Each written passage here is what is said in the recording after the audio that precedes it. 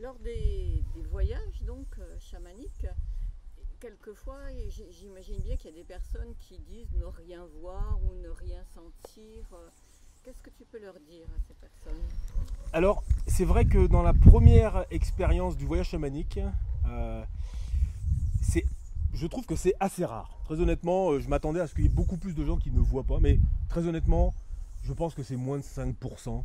C'est vraiment assez rare. Il y a des gens qui disent j'ai rien vu, j'ai rien entendu, etc. Et puis dès que tu discutes un peu avec eux, alors vas-y, décris-moi ce rien. T'étais où, t'as fait quoi? Tu te rends compte que ce rien, ils peuvent en parler pendant 10 minutes. Donc déjà, on voit que chacun définit un peu ça. Et très souvent, au bout du deuxième, troisième voyage, ça se libère énormément. Donc ce que je leur dis, c'est que voilà, c'est que déjà, en affinant les choses, je me rends compte qu'ils ont quand même vu des choses, mais pour eux c'était rien parce qu'ils s'attendaient à voir des choses tellement belles ou tellement cinématographiques que le simple fait de sentir du vent ou une lumière rouge qui passe, pour eux c'était rien du tout. Donc ça, on arrive à changer la façon de voir les choses. Et puis on arrive aussi à, à les aider lors des prochains voyages. Au bout du deuxième, troisième, ça se libère énormément. La partie bavardage du conscient disparaît un peu. Donc voilà, c'est beaucoup plus souple. Donc c'est extrêmement rare. C'est vraiment très rare que les gens ne voient rien du tout.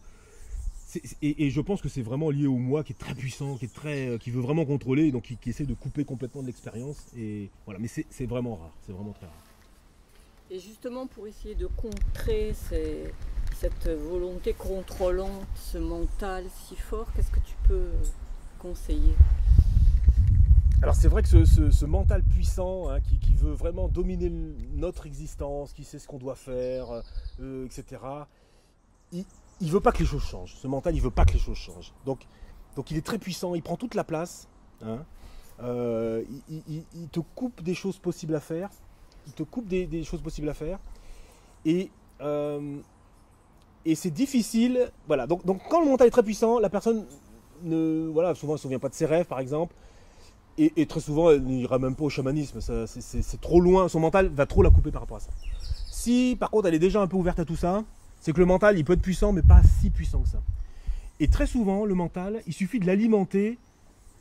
Il suffit de jouer son jeu, par exemple, des fois. Parce que des fois, il a un côté, on va dire, rationnel. D'accord. Donc, on peut définir ce que c'est la rationalité, mais il a un côté des fois rationnel. Donc il dit, oh ben non, ça n'existe pas, c'est pas possible, etc. Bon, ok. Mais n'empêche que quand tu fais ton voyage, quand tu vois ce que tu vois, ton mental, il l'a vu aussi. Et là, il est obligé de se calmer. Il peut pas dire non. Alors, si je t'ai donné un produit, il va dire ah bah oui, c'est parce que tu m'as donné un produit. Si tu dormais, il va dire que c'était un rêve. Tu vois, il va toujours inventer un truc. Mais quand il fait le voyage consciemment, que consciemment tu vois des choses, tu les entends, tu vois la même chose que le chaman, etc., le mental, ça le calme. Et donc, il prend une place plus tranquille. Et en même temps, il incorpore tout ça parce qu'il n'est pas non plus là pour nier la réalité. Il veut fonctionner dans son système, mais s'il y a des éléments qu'il est obligé d'intégrer, il les intègre. Et puis en les intégrant, il agrandit son façon de faire, et après il prend une place un peu moindre.